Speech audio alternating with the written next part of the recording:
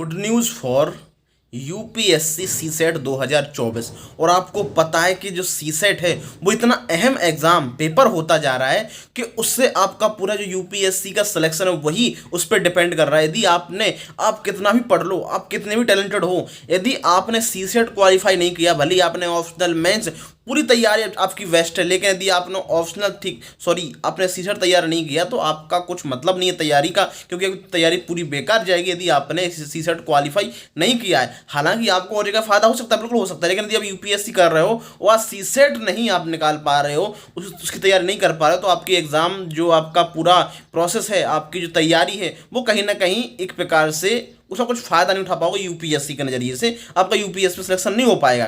तो अब हमने क्या किया है कि जो सीसेट है उसको पास करने के लिए हमारी क्या गलतियां हैं, हम किन उसकी वजह से उसमें क्वालिफाई नहीं कर पा रहे हैं, उसके लिए हम लोगों ने रणनीति बनाई है। उसको मैं आपको शेयर करने वाला हूं, आपको बताने वाला हूं मैं किस तरीके से हमें सीसेट के लिए पढ़ना चाहिए, ताकि जो हमारी सीसेट के लिए तैयारी है वो अच्छी तरीके से हो और हम सीसेट में क्वालिफाई कर पाएँ, ताकि हम मेंस में पहुंच सकें। और आपको कई लोग आप लोगों में से ऐसे होंगे कि भाई साहब मेरा सीसेट तो नहीं हो पा रहा है, लेकिन जीएस 1 में मेरे नंबर अच्छे आ रहे हैं, सीसेट नहीं हो पा रहा है, तो उसी की वजह से मेरा सिलेक्शन नहीं हो पा रहा है, मैं मेंस में नहीं पहुंच पा रहा हूं। तो ये बहुत बड़ी दिक्कत आ रही है सीसेट में। तो हम सीसेट के बारे में चर्चा करेंगे। और आपको पता है कि हिंदी मीडियम की यदि बात करें तो हिंदी मीडियम का रिजल्ट यदि 5% आया तो उसके पीछे भी कारण यही है कि हमारा प्रीलिम्स में भी रिजल्ट 5% ही रहता है टोटल कैंडिडेट में जितने निकलते हैं मेंस के लिए, ठीक है। तो यदि प्रीलिम्स में अपना परसेंटेज या फिर अपना जो हिंदी मीडियम छात्रों का जो रिप्रेजेंटेशन है वो बढ़ा सकें, और वो बढ़ेगा कैसे, यदि हमने सी सेट अच्छे तरीके ज़्यादा से ज़्यादा स्टूडेंट ने क्वालिफाई किया, तो ज़्यादा से ज़्यादा बच्चे मेंस प्रीलिम्स क्वालिफाई करेंगे और मेंस में जाएंगे, तो उससे हमारा जो लास्ट में जो टोटल सिलेक्शन होते हैं उसमें भी हमारे हिंदी मीडियम का जो सिलेक्शन है वो भी उनका रेशियो बढ़ेगा, दोनों का एक प्रकार से। और अभी हाल में इंग्लिश मीडियम का ज़्यादा है और हिंदी मीडियम के छात्रों का सिलेक्शन देखा जाए तो बहुत ही कम हो रहा है। तो अब यहाँ पे हम लोग बात करते हैं कि हमें सीसेट के लिए कैसे पढ़ना चाहिए, क्या पढ़ना चाहिए, किस तरीके से। तो मैं यहाँ पे सबसे पहले बताने वाला हूँ सीसेट के लिए कि आपको सीसेट के लिए ज़्यादा इधर उधर भटकने की जरूरत नहीं है। आपको पहले जो सिलेबस के प्रीवियस ईयर जो सीसेट का सिलेबस है उसको और सीसेट के प्रीवियस क्वेश्चन पेपर है उस पर अच्छे तरीके से उस पर कमांड करो, उसको हर टॉपिक पे अच्छे तरीके से आपका कवर होना चाहिए कि अक्टूबर जो टॉपिक है कवर कैसे करोगे। आपको पता है कि सीसेट में जो भी आपके टॉपिक हैं, जो क्वेश्चन पूछे गए हैं रीजनिंग के जिस टॉपिक से, मैथ के जिस टॉपिक से, आपको वो टॉपिक अच्छे तरीके से कवर करना है। अब वो कैसे करोगे, अब वो क्या करना है कि सीसेट का सबसे पहले 1 साल का पेपर उठाना है, किसी भी 1 साल का। आपको उसमें से मैथ के, रीजनिंग के और कॉम्प्रिहेंशन तीनों के आपको क्वेश्चन देखने हैं। अब सबसे पहले आपको मैथ के देखने हैं। मैथ में आपको क्वेश्चन देख एक एक करके, और आपको क्वेश्चन को देख के ये देखना है क्वेश्चन कैसे पूछे जा रहे हैं, किस प्रकार से किस टाइप के पूछे जा रहे हैं, और सबसे बड़ी बात कि वो क्वेश्चन जो है वो मैथ के किस टॉपिक से आया है, नंबर सिस्टम से आया है, लॉस एंड प्रॉफिट से आया है, या time and distance, time and work, average, percentage, कहाँ किस टॉपिक से आया हुआ है, अर्थमेटिक के, या फिर कोई भी रीजनिंग का टॉपिक ले लो। तो आपको क्या करना है, आपने एक टॉपिक पहले चुना कि भाई इस टॉपिक से क्वेश्चन पूछे गए हैं, मान लो ये टॉपिक इंपोर्टेंट है, इससे हर साल दो क्वेश्चन, एक दो क्वेश्चन पूछे जा रहे हैं। आपको उस टॉपिक का एक शीट बनानी है, आपको उस टॉपिक का नाम लिखना है। ऐसे करके आपको सारे क्वेश्चन देखने हैं, कम से कम पिछले 10-15 सालों के सीसेट के क्वेश्चन देखने हैं, ठीक है। मैथ के पहले देखो, पहले रीजनिंग के देखो, फिर कॉम्प्रिहेंशन के देखो। आपको मैथ के देख लिया आपने, और मैथ के सारे आपने 15 साल क्वेश्चन देख के आपने जो मैथ के प्रमुख इंपोर्टेंट टॉपिक हैं वो आपने टॉपिक सेलेक्ट कर लिए, और आपने साथ में क्वेश्चन आपने पढ़ लिए किस तरीके से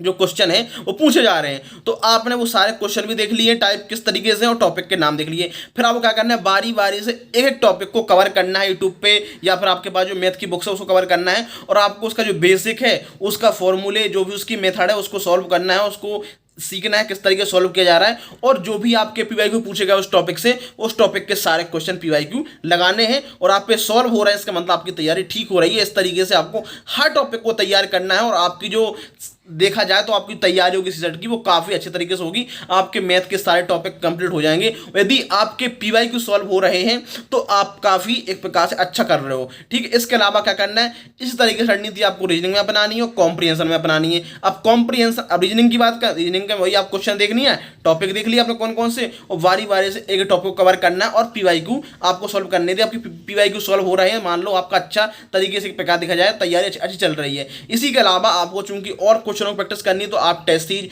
ज्वाइन कीजिए, और मेरे ख्याल से आप केवल पीवाईक्यू पे ध्यान दीजिए, पीवाईक्यू को अच्छे तरीके से एनालिसिस कीजिए और पीवाईक्यू को अच्छे तरीके से लगाइए। अब आपको मान लो टेस्ट सीरीज लगानी भी है तो टेस्ट सीरीज लगाइए और आपको मैथ रीजनिंग क्वेश्चन लगाइए, आप प्रैक्टिस कीजिए सीसेट के लिए, आप पाओगे कि आपको काफ़ी बेहतर रिजल्ट मिल रहा है।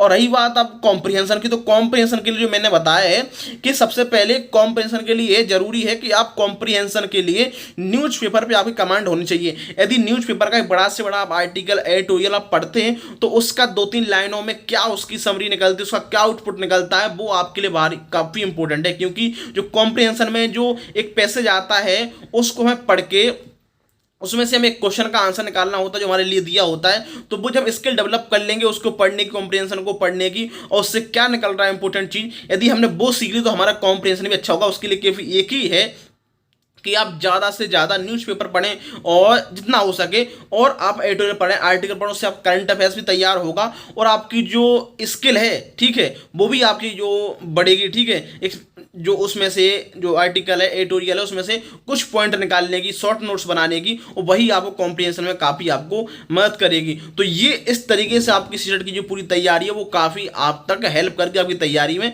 और आप पाओगे आपका रिजल्ट जो है बेहतर आ रहा है, ठीक है। तो यही आपके लिए बेस्ट है। और आप केवल ये सोचोगे नहीं केवल मुझे मैथ पढ़ लेना है या रीजनिंग पढ़ लेंगे उसी में पास हो जाएंगे, तो भाई साहब ऐसा कुछ नहीं होने वाला। क्योंकि अब इस तरीके से पेपर डिजाइन किया जा रहा है उसमें आप एक सब्जेक्ट पढ़ के क्वालिफाई नहीं कर सकते, क्योंकि हर सब्जेक्ट में केवल 3, 5, 6, 7, 8 क्वेश्चन रहते हैं जो सिंपल रहते हैं, बाकी एक प्रकार देखा तो कठिन रहते हैं। तो यदि आप तीनों सब्जेक्ट में आपने कमांड कर ली, मैथ में, रीजनिंग में, कॉम्प्रिहेंशन में, तो आप ये सोचो कि आपके 20-25 क्वेश्चन तो ऐसे ही आपको नॉर्मली हो जाएंगे। और जब आप इतना पढ़ोगे तो आपके बाकी क्वेश्चन भी आप कहीं ना कहीं आपके जो कॉमन सेंस है, जो आप इतनी प्रैक्टिस करो कॉम्प्रिहेंशन की, तो आप तक काफ़ी उसका रिजल्ट मिलेगा, और आप जो आपके क्वेश्चन जो क्षमता है आप करने की वो भी आपकी बढ़ेगी, और आप क्वेश्चन ज़्यादा से ज़्यादा आपके अटेम्प्ट होंगे और आपको सही होंगे क्वेश्चन आपके। तो वही है कि आप जितनी प्रैक्टिस करोगे, जितना बार बार उसको क्वेश्चन सॉल्व करोगे, प्रैक्टिस करोगे, वही आपके लिए एक प्रकार रणनीति है। आप सोचो कि मैं केवल एक सब्जेक्ट पढ़ लूँ, भाई मैं तो मैथ्स हूँ, मुझे मैथ्स आती है अच्छी तरीके से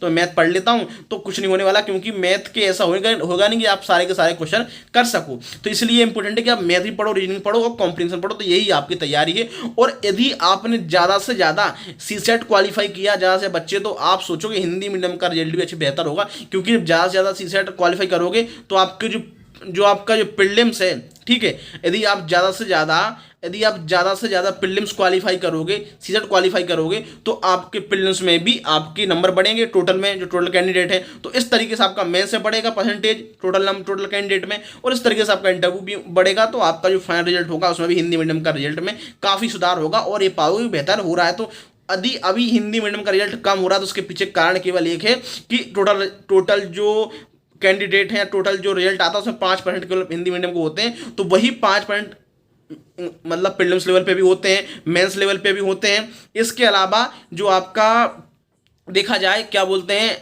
फाइनल रिजल्ट है उसमें भी हो रहा है उतने ही 5%। तो यदि हम प्रीलिम्स लेवल पर रिजल्ट बढ़ाते हैं तो आपको काफ़ी मेहनत मिलेगी। बाकी यूपीएससी से रिलेटेड और भी कोई डाउट है तो आप लोग कमेंट करके बता सकते हैं, हम लोग इस पर और भी वीडियो बनाने की कोशिश करेंगे। आपको जो भी डाउट है हम लोग मिलते हैं नए वीडियो में नए टॉपिक के साथ। और वीडियो पसंद आए तो वीडियो को लाइक से जरूर करें दोस्तों। हम लोग मिलते हैं नए वीडियो में। जय हिंद दोस्तों, जय भारत।